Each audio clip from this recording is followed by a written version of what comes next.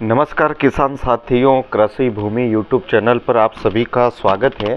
किसान साथियों, आज बात करते हैं टमाटर की फसल में अनेक जो बीमारियां अभी की स्थिति में देखने को मिलती हैं और अभी बरसात भी कई कई क्षेत्रों में ज़्यादा हो रही, तो वहाँ फंगस का रूप जो है वो सबसे ज़्यादा रूप टमाटर की फसल में देखने को मिल रहा है और जो आपके प्लांट को रातों रात ख़त्म कर सकती हैं।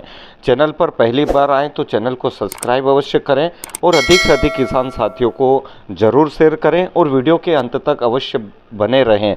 किसान साथियों, टमाटर की फसल एक ऐसी फसल है जो कि काफ़ी नाजुक स्थिति इसकी मानी जाती है और जितनी भी नई पत्तियां आती है तो उस पर कहीं ना कहीं या तो लीफ माइनर देखने को मिलेगा या और भी जितने भी मच्छर का जो प्रकोप है वो सबसे ज़्यादा टमाटर की फसल पर देखने को मिलता है। उसके साथ में ब्लाइट का रूप सबसे ज़्यादा देखने को मिलता है, जिसके कारण आपकी फसल बर्बाद हो सकती है। सबसे पहले यह एक तो ज़मीनी स्तर से आरंभ होती है और एक ऊपर से पत्तियों से या जो सिराएं होती हैं वहाँ से शुरू होता है। इस प्रकार की शुरुआत देखने को मिलती है, आप फोटो में देख रहे हैं। उसके साथ में और भी रूप इसके देखने को मिलते हैं और धीरे धीरे करते करते ये पूरे पौधे में फैल जाता है और पौधे की ग्रोथ ही रोक देता है और आगे नहीं बढ़ने देता है। पौधे के जितने भी पत्ते हैं वो खराब हो जाते हैं, जिससे भोजन नहीं बना पाता है, तो जिसके कारण एक गंभीर समस्या पैदा हो जाती हैं और हम देखते हैं कि पौधा आगे बढ़ नहीं पा रहा है। इस प्रकार की जो आप पत्ती पर देख रहे हैं, इस प्रकार का रूप शुरुआत अवस्था में देखने को मिलता है और उसके बाद ये धीरे धीरे बढ़ते बढ़ते पूरे पौधे में चला जाता है और पत्तियां धीरे धीरे करते सारी सूख जाती है और पौधा ऐसा लगता है मानो जैसे उखाड़ कर फेंकने की स्थिति में हो जाता है। तो ऐसी परिस्थितियों में क्या करें और इन बीमारियों को रोकने के लिए आपको सबसे पहले प्रिवेंटिव ही स्प्रे करना पड़ेगा। बाद में स्प्रे करने से कोई बेनिफिट मिलने वाला नहीं है। थोड़ा बहुत कहीं अगर कंट्रोल हो जाए वो अलग बात होती है। तो इसको कंट्रोल करने के लिए आप कंटिन्यू मेटालॉक्सिन और मैनकोजेब जो कि बाजार में उपलब्ध हैं, बहुत सारी कंपनियों में है, सेजेंटा में, रेडोमिल के नाम से ये बाजार में प्रचलित है। इसका कंटिन्यू आप स्प्रे 4 दिन 5 दिन में करते रहें।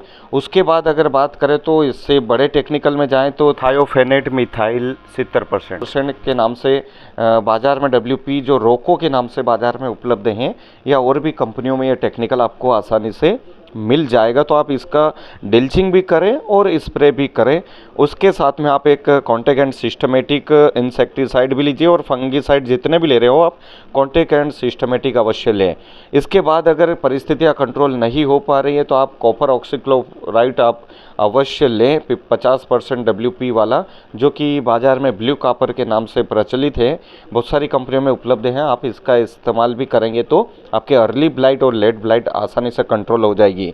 उसके साथ में आप अगर ये नहीं मिल पा रहा है तो आप कॉपर हाइड्रो ऑक्साइड भी ले सकते हैं, ये भी बाज़ार में उपलब्ध हैं, को एसिड के नाम से उपलब्ध हैं। आप इसका स्प्रे भी कर सकते हैं और जड़ में भी आप डिल्चिंग कर सकते हैं। दोनों अवस्थाओं में आप इसका इस्तेमाल कर सकते हैं।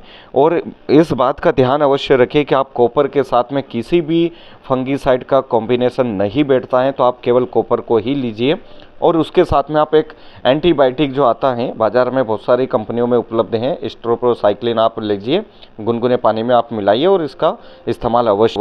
कॉपर को मिलाने के बाद आप उस एंटीबायोटिक को डालेंगे तो आपको काफ़ी अच्छा रिजल्ट देखने को मिलेगा। तो लीफ माइनर भी आप अवश्य कंट्रोल करें। उसके साथ साथ में आप फंगस जितनी भी आ रही हैं जिसमें लेट ब्लाइट और अर्ली ब्लाइट, ये दो बहुत खतरनाक ब्लाइट टमाटर की फसल में बरसात के समय देखने को मिलती हैं, जो कि रातों रात आपकी फसल को बर्बाद कर सकती है। तो किसान साथियों, आप समय समय पर contact and systematic fungicide spray करते रहें। उसके साथ में आप एक माइक्रो न्यूट्रंस अवश्य चलाएं। जो पौधे में जो क्षति हुई है, जो नुकसान हुआ है, उसको पूर्ति करने के लिए आप माइक्रो न्यूट्रंस अवश्य दीजिएगा। उसके बाद अगर ये दोनों भी अगर आपको टेक्निकल बाज़ार में नहीं मिले तो तीसरा टेक्निकल आप कोनिका के नाम से बाज़ार में उपलब्ध हैं, कॉपर ऑक्सीक्लोराइड प्लस कासू भी काफ़ी बेहतर रिजल्ट इसमें है। आपको एंटीबायोटिक भी लेना नहीं पड़ेगा और इसका इस्तेमाल आप आसानी से कर सकते हैं। तो ये अर्ली ब्लाइट और लेट ब्लाइट को आप आसानी से कवर कर सकता है। उसके बाद अगर ज़्यादा परिस्थितियाँ अगर आपके वहाँ बिगड़ रही हैं, कंट्रोल नहीं हो पा रहा है, तो आप इससे बड़े टेक्निकल में जा सकते हैं। इसमें आप एमिस्टाटॉप ले सकते हैं, स्कोर कवच ले सकते हैं, या फिर आप एक्रोबेट ले सकते हैं। इन टेक्निकल में आपको जाना पड़ेगा, परंतु आपको इन जो छोटे स्तर के जो टेक्निकल हैं इन्हीं में ही आपकी जो ब्लाइट है वो कंट्रोल हो जाएगी। और प्रिवेंटिव ही आप स्प्रे करें, ऐसा नहीं कि आप ब्लाइट आ गई और उसके बाद स्प्रे करेंगे तो आपको किसी भी प्रकार की जो दवाई है उसका रिजल्ट आपको थोड़ा बहुत ही देखने को मिलेगा, ज़्यादा देखने को नहीं मिलेगा। किसान साथियों, इस बात का आप ध्यान अवश्य रखें और समय समय पर आप स्प्रे करते रहें। ऐसा नहीं कि आप 10 दिन 15 दिन या उससे भी ज़्यादा अंतराल अगर आप बनाएंगे तो आपकी जो फसल है वो ख़राब हो जाएगी। इस बात का आप अवश्य ध्यान। और स्प्रे करने का आप अंतराल कम रखें। अगर आपने 5 दिन में स्प्रे कर रहे हैं तो अगले 5 दिन में आप फिर स्प्रे करें, और 7 दिन का अगर आप स्प्रे कर रहे हैं तो 7वें दिन आप अवश्य स्प्रे करें। ऐसा नहीं कि आप 10 दिन भी दे रहे हैं और 15 दिन भी कर रहे हैं। तो इन बातों का आप ध्यान अवश्य रखें।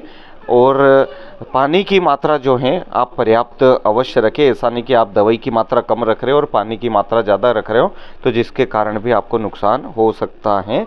और समय समय पर आप स्प्रे करते रहें फंगीसाइड, जिसके द्वारा आपको काफ़ी फ़ायदा होगा और फसल अच्छी चलेगी, जिसमें लेट ब्लाइट और अर्ली ब्लाइट ये दोनों नहीं आएगी, तो आपकी फसल काफ़ी मुनाफा आपको देने वाली है।